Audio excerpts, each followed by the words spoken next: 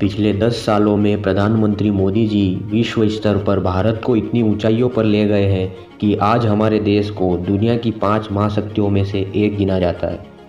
लेकिन क्या आपने कभी सोचा है कि नरेंद्र मोदी जी का प्रधानमंत्री बनने का सफ़र कैसा रहा होगा? चलिए मैं आपको इस वीडियो में बताता हूँ। 1950 में नरेंद्र मोदी जी का जन्म हुआ। मोदी जी ने बचपन में वडनगर रेलवे स्टेशन पर चाय बेचने में अपने पिता की मदद करी, साथ ही वह पढ़ाई लिखाई भी करते थे। फिर बाद में उन्होंने अपने भाई के साथ मिलकर एक चाय की स्टॉल चलाने लगे। इससे वह अपना खर्च नहीं चला पा रहे थे और पारिवारिक तनाव के कारण वडनगर से अपनी शिक्षा पूरी करने के बाद मोदी जी ने अपना घर छोड़ दिया। उसके बाद ऋषिकेश और हिमालय घूमने चले गए। उन्होंने कई राज्यों में घूमकर वहां की संस्कृति को समझा।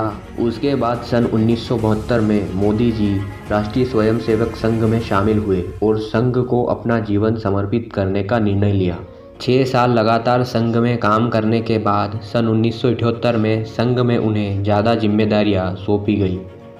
उन्हें वडोदरा में विभाग प्रचार का पद दे दिया गया। यहीं से उनका राजनीति में पहला कदम पड़ा। संघ से जुड़े रहने और संघ में लगातार काम करने से उनकी पहचान बढ़ने लगी। इसी के चलते सन 1987 में पहली बार उन्हें भारतीय जनता पार्टी में महासचिव के पद पर नियुक्त किया गया। श्री लाल कृष्ण आडवाणी जी के साथ मोदी जी ने गरीबों के अधिकारों के लिए न्याय यात्रा में बढ़ चढ़कर हिस्सा लिया। इसी बीच उनकी पहचान बढ़ने लगी। सन 1995 में गुजरात में मोदी जी ने पहली बार विधानसभा चुनाव में जीत हासिल की और बीजेपी पार्टी में राष्ट्रीय सचिव चुने गए और उन्हें दिल्ली भेज दिया गया। दिल्ली जाने के बाद मोदी जी को 1996 में बीजेपी के महासचिव का पद दे दिया गया।